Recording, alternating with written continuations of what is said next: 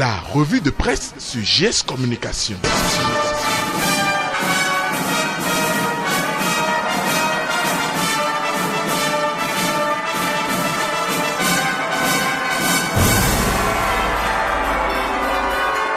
La revue de presse sur GS Communication. Mesdames, Messieurs, amis des journaux, bonjour et bienvenue à ce rendez-vous de l'actualité, les informations en mode installation des députés de la 8e législature, cliente au pluriel à la une des canards parus ce jour. La Nation donne le top et parle d'un jeudi solennel pour la 8e législature.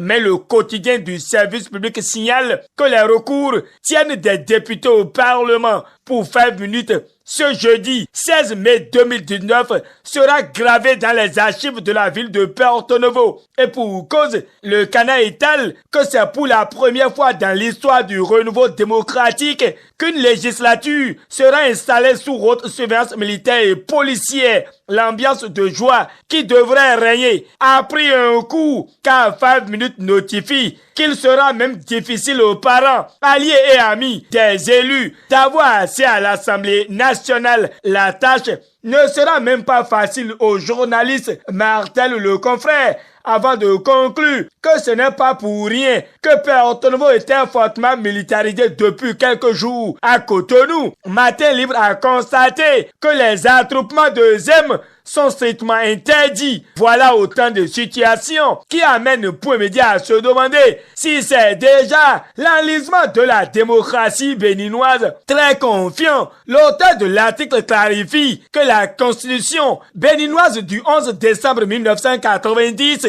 consacre au peuple une souveraineté qu'aucun groupe d'individus ne devrait lui arracher. Or, la base de la manifestation de souveraineté reste le Parlement. Mais voilà la situation qui prévaut. Ajoute au point média, l'armée en état d'alerte. Des écoles sont fermées, suivant le télégramme, pour l'installation de la 8e législature. De toute façon, Jakpata apprécie le renforcement du dispositif sécuritaire qui entoure l'Assemblée nationale et clame que la messe sera dite ce jeudi 16 mai 2019 et les députés élus de l'Union progressiste et du bloc républicain seront installés pour siéger au Parlement les 4 prochaines années. Jour de lumière ou d'obscurité au Parlement, se demande quotidien Tabarou dans son éditorial. En avance sur les faits, le député Jérémy Tomaou, invité sous l'arbre à palabres de l'événement précis, anticipe déjà sur les faits et voit déjà que l'Union progressiste va peser dans la majorité des décisions de l'Assemblée nationale. Le même journal précise que seul le président Patrice Talon décidera de celui qui assurera le contrôle du perchoir de la 8e législature. À présent, c'est le matinal qui prend la conduite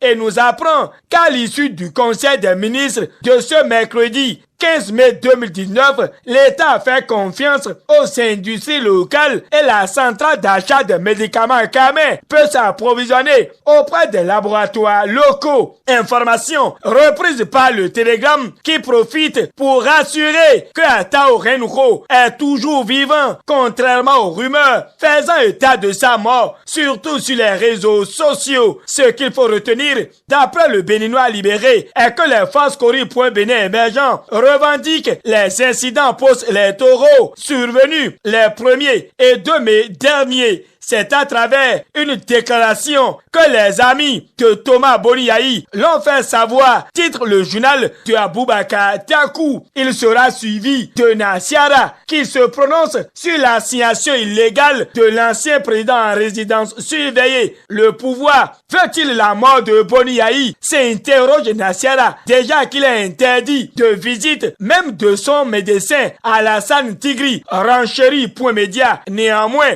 l'homme s'accroche à sa Bible et n'a pas manqué, d'après l'Audace Info, d'appeler l'aide de Macron, Hollande et de l'Organisation des Nations Unies pour la sortie de la situation qu'il vit dans son propre domicile. Parlant de la sortie médiatique de Patrice Talon, Nassiara se demande quel discours pour quel peuple, celui que l'on enferme et qu'on tue à volonté. C'est avec désolation que Bénin Intelligent éveille la conscience de tous sur les publications mensongères et infondées dans l'affaire dite de Dogbo. Fait une cabale contre l'entreprise Ebomaf, écrit Bénin Intelligent en manchette. Banamé, l'imparfaite du subjonctif s'exclame le déchaîné du jeudi. Si le ridicule pouvait tuer au Bénin. Fin de cette revue de presse. Réalisation et présentation Kutembe Soou, GS Communication vous remercie de nous avoir préférés pour vous informer. D'ici à là, portez-vous bien et à demain pour un autre rendez-vous d'actualité.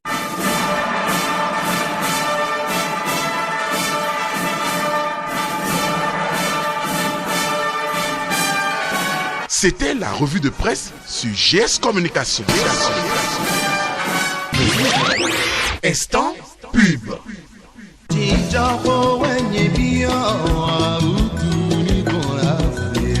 Population du Bénin et environ, un sauveur vous est né, Daniel Koussinou, alias Djanta, l'homme par qui la maladie de la prostate est vaincue, de l'hypertrophie à la dysurie, passant par la pollakiurie et la nicturie. Ces signes qui annoncent la maladie de la prostate, l'herboriste Djanta traite et guérit le cancer de la prostate avec la solution Prostac qu'il a réussi à réaliser avec le Prostac numéro 1. Fini les troubles liés à l'hypertrophie et à la dysurie avec le Prostac numéro 2. Les troubles liés à la pollakiurie et la nicturie sont conjugués au passé. Enfin, le Prostac numéro 3 pour traiter et guérir le cancer de la prostate. Vous qui avez la maladie ou qui avez un parent proche, n'hésitez pas à vous rapprocher de Daniel Koussinou alias Djanta au quartier Djeviwadon dans l'arrondissement de Ronvieux, commune d'Adiaga, ou contactez-le suivant les numéros ci-après 66 82 69 91 ou le 64